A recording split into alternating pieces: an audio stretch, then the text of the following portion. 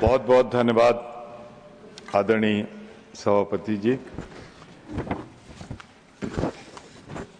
मैं इस विषय के महत्व को देखते हुए ये महसूस करता हूं और देश महसूस करता है कि पिछले 11 साल से ज़्यादा से जब से मोदी सरकार आई है, प्रधानमंत्री जी कोई न कोई बहाना ढूंढते रहते हैं कि कैसे वो जनता के जेब से पैसा निकालकर सरकारी राजकोष में भरे।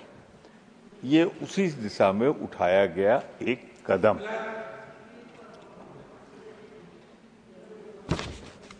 मैं तो सिर्फ इतना कहूंगा कि इसमें एक कोशिश की गई,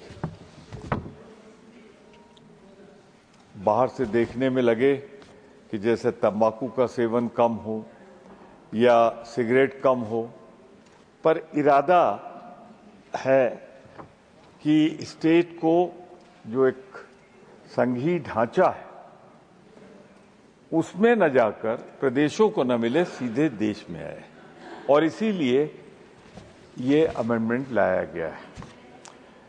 मुझे सैद्धांतिक रूप से इसमें यह कहना है विरोध स्वरूप कि ये केंद्र सरकार के लिए एक नया बड़ा स्रोत के रूप में कार्य करता है। उपकर जो होता है, उपकर से राज्यों की राजकोषीय क्षमता और वित्तीय स्वायत्तता कम हो जाती है। गैर साझाकरणीय उपकरों की ओर बदलाव से राजकोषीय प्रबंधन में पारदर्शिता कम हो जाती है। इसका मध्यम और लघु विनिर्माण इकाइयों पर प्रतिकूल प्रभाव पड़ता है, जिससे वो वित्तीय तनाव और विनियोग जोखिम के प्रति संवेदनशील हो जाते हैं। और सबसे खतरनाक, आपका विशाल अनुभव है सभापति जी, कि इससे खुदरा दाम जो होता है उसमें बढ़त होती है, खुदरा महंगाई बढ़ती है। ये उपकर का सबसे दोषपूर्ण तत्व है जिसे मैं आपके सामने रख रहा हूं। अब ये केंद्रीय उत्पाद शुल्क संशोधन विधेयक 2025, इसलिए मैं अपना विरोध दर्ज करने के लिए खड़ा हुआ हूं क्योंकि उत्पाद शुल्क संशोधन विधेयक 2025 का उद्देश्य जीएसटी क्षतिपूर्ति उपकर की समय सीमा समाप्त होने के साथ, ये महत्वपूर्ण है, एक अस्थायी कर ढांचा प्रदान करना। बना दिया साहब, एक परमानेंट स्ट्रक्चर, वसूली होती रहेगी। ये किया है इस बहाने से, मैं इसका विरोध करता हूं। सरकार कह रही है कि ये एक विवेकपूर्ण और स्वास्थ्य के प्रति सचेत, जैसा मैंने पहले कहा था, सचेत है, लेकिन इन विधेयकों में कोई, ये बड़ा महत्वपूर्ण है, तंबाकू किसानों का एक बड़ा तादाद कई राज्यों में, उत्तर प्रदेश, महाराष्ट्र, सभी राज्यों में किसानों को जो तंबाकू की खेती से जुड़े हैं उनके बारे में मौन है। श्रमिकों को जो इसके साथ तमाम लेबर्स हैं उनका क्या होगा? अनौपचारिक क्षेत्र पर प्रतिकूल प्रभाव पड़ेगा। इस विधेयक से तंबाकू और तंबाकू से संबंधित उत्पादों पर उत्पादित जो शुल्क है उनको संशोधित करके कम नहीं कर रहे हैं, उसको बढ़ा रहे हैं। अब इसमें मैं एक फिगर देता हूं। सिगरेट पर अब लंबाई और प्रकार के आधार पर प्रति 1000 सिगरेट पर, मेजर है ये, बड़ा है, 2700 रुपए से 11,000 रुपए तक का शुल्क लगेगा। और जो वर्तमान में 200 रुपए है वो 7 से 35 रुपए के सीमा से काफी अधिक है, यानी वर्तमान में जो बढ़ाया गया कई गुना। अनिर्मित तंबाकू जैसे सूरज की रोशनी में सुखा के बनाया जाता है, शुल्क 64% से बढ़कर 70% हो जाएगा। और ये तो जो सनलाइट में किया जाता है तो गरीब मध्यम क्लास करता है। चबाने वाले तंबाकू पर 25% से बढ़ाकर 100% कर दिया गया है, 4 गुना। और पाइप तंबाकू 25% से 40% हो जाएगा। यानी जो पाइप तो कम लोग पीते हैं, शौकीन लोग पीते हैं, उनका 25 से 40, और जो गरीब और मध्यम है वो 25 से 100%। धूम्रपान मिश्रण और तंबाकू के अन्य विशिष्ट रूपों पर सबसे अधिक बढ़ोतरी होगी तथा इस टैक्स को बढ़ाकर 60% से 325% किया जाए। मतलब कोई रेशियो नहीं है, सरकार कर सकती है। इसीलिए मेरा सुझाव था, पहले भी हम लोगों ने दिया था, हर प्लेटफॉर्म पे दिया था, आपकी उपस्थिति में भी दिया था, कि एक अस्थाई समिति के हवाले कर दे इसे, वो विस्तार से इस पे चर्चा कर ले, और इसका जो उद्देश्य है वो पूरा करने के लिए, इसका उद्देश्य ही हो सकता है स्वास्थ्य, इसके जहर से बचाना, जो लोग इससे प्रभावित हैं उनका इलाज करना, उसका सीधा सीधा ये पैसा जो टैक्स का है उन पर खर्च हो, हॉस्पिटल में जाए, कैंसर में जाए, पर नहीं, अस्थाई समिति को नहीं भेजा। मैं आज फिर कहता हूं, ये अधिकार आपने आज सुबह ही कहा है कि सरकार को है कि जब चाहे वो विड्रॉ कर ले। मैं पुरजोर मांग करता हूं कि इसे एक कमेटी को भेज दिया जाए, जिससे जो वसूली हो वो वसूली, जो उद्देश्य है, जो इससे प्रभावित है, उन पर सीधे खर्च हो। मैं आपके माध्यम से सरकार से एक बार पुनर्विचार का आग्रह करता हूं, और उनका ध्यान रखा जाए जो ग्रामीण सीधे इससे जुड़े हैं, वो क्या किसान मजदूर हैं, उनका हित रखा जाए। अब इसका एक खतरा भी है, नेपाल की सीमा लगी है, कई देशों की सीमा लगी है, और यहां तो इतना गोला बारूद आ जाता है, उस पर रोक नहीं है। दिल्ली में जो आया कहां से आया आज तक नहीं पता, पहलगाम में आया पता नहीं। तो इससे अनियमित और अवैध बाजार, इलीगल एंट्री, और जो इसकी इलीगल मार्केटिंग है उसके बढ़ने का खतरा पैदा होगा, just to save the taxation.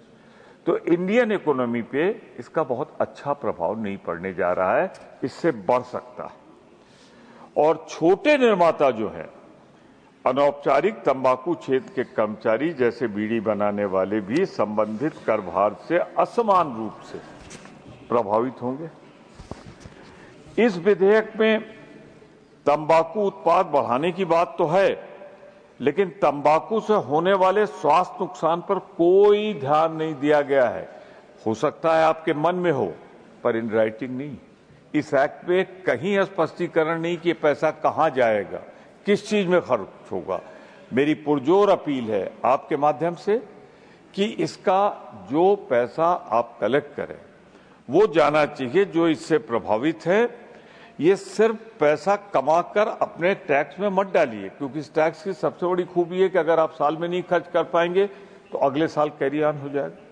उपकर का ये एडवांटेज है। तो मैं ये कहना चाहता हूं कि इसमें स्पेसिफिक होना चाहिए कि ये पैसा जो आएगा वो इससे प्रभावित लोगों पर खर्च होगा। इसका कोई प्रावधान मैंने देखा है अभी तक नहीं। कर दें। फिर मैं कहता हूं कि एक कमेटी बना लें, क्या जल्दी है, बैठ के तय कर ले, 1 महीने के अंदर आपको रिपोर्ट हो जाए, अगले सेशन में आ जाए।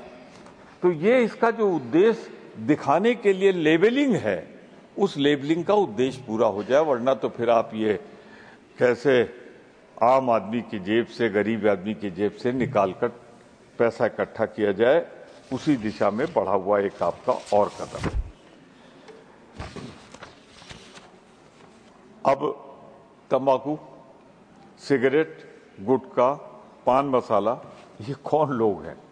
मैं रेकमेंड नहीं करता कि लोग खाएं, लेकिन ज्यादातर जो लोग खा रहे हैं वो मिडिल क्लास, लोअर क्लास, तो ये तो बोझ जाएगा उनके ऊपर। एंटी कॉमन मैन, ये बिल जिस रूप में आया, प्रश्न यह है कि क्या वह मूल्य वृद्धि ही तंबाकू रोकने में सहायक होगा? सिर्फ आप बढ़ा देंगे कुछ परसेंट, तो क्या ये रुक जाएगा? ऐसा नहीं होगा। इसके लिए आपको एक व्यापक नीति पर चर्चा करनी होगी। अब आजकल मैं कॉमन एक एग्जाम्पल देता हूं आपको। शराब, तंबाकू, सिगरेट, इनका विज्ञापन नहीं दिया जाए, ये सरकार की नीति। अब ये लोग क्या करते हैं, उससे मिलते जुलते उत्पाद यही कंपनियां खोल लेती और उनका लुक भी वैसे ही होता है। पता लगा लीकर का प्रचार हो रहा है, शराब का प्रचार हो रहा है और कहीं छोटा सा सोडा की बोतल दिखाई जा रही है। तो ये विज्ञापन पे कड़ाई से इस तरह पालन हो कि जो उद्देश्य है वो पूरा हो, वरना तो रास्ते ढूंढ लिए लोगों ने, प्रचार होता रहा है, हो रहा है, होता रहेगा। तो सरकार का उद्देश्य तो नहीं पूरा होगा। अगर मकसद कुछ पवित्रता का है, समाज सेवा का है, उत्थान का है, तो वो पर्पज नहीं अचीव होता। पर्पज अचीव क्या हो रहा है? जो इनका इरादा है कई सौ % लेवलिंग करके बढ़ा दो और सीधे उसे लाओ सेंट्रल फंड में, स्टेट को उसका फायदा न मिल सके और फिर उसके बाद उन्हीं स्टेटों को देंगे जहां इनके मित्र हैं। मैं दूर तक इशारा कर रहा हूं।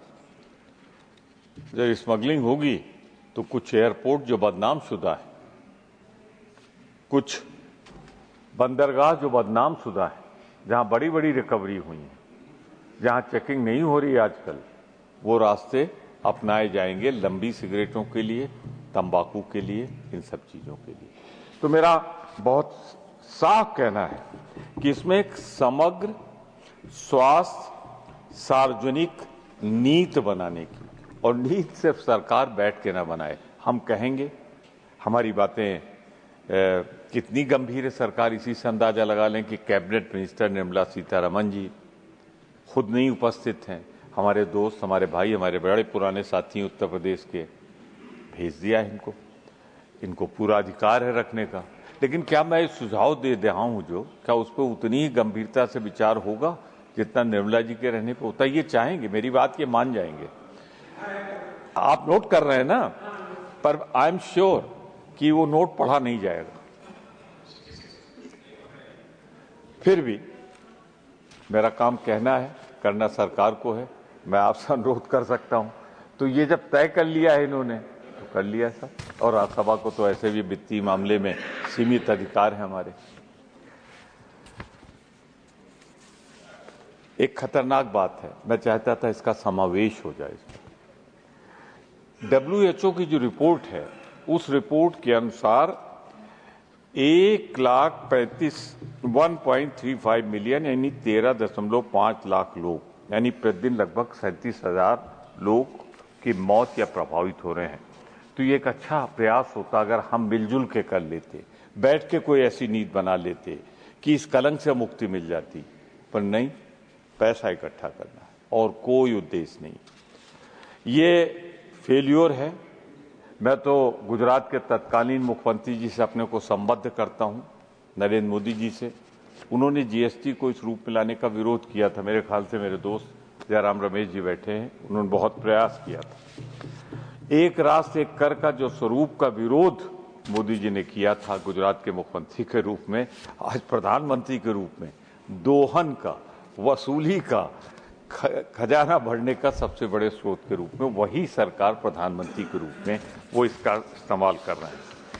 GST मुआवजा स्टेट्स को नहीं मिल रहा है, ये शिकायत हमेशा मुख्यमंत्रियों की रहती है। ये विधेयक पूरी तरह लोकतांत्रिक कार्यशैली, सत्ता के विकेंद्रीकरण और विज्ञापन आधारित निर्णय की प्रक्रिया को जारी करने के अलावा कुछ नहीं। मैं साफ कर दूं, तंबाकू की कमाई से देश नहीं चलता है। तंबाकू को आप टैक्स बढ़ा के उससे पैसा वसूल लें, खजाना बढ़ा लें, वो अपनी जगह है। लेकिन मैं जोर दे के कहता हूं, दोहराने की कीमत पे कहता हूं, बलपूर्वक कहता हूं कि ऐसा टैक्स, ऐसा राजस्व स्वास्थ्य पे खर्च होना चाहिए, स्वास्थ्य पे खर्च होना चाहिए और कहीं नहीं खर्च होना चाहिए, और इसका पूरा उल्लेख स्पष्ट रूप से इसमें नहीं है। ये इसमें कमी है। मैं इस पर सरकार को एक कानूनी और लीगल गारंटी देनी चाहिए कि ये जो पैसा आएगा इस उद्देश्य के लिए खर्च होगा।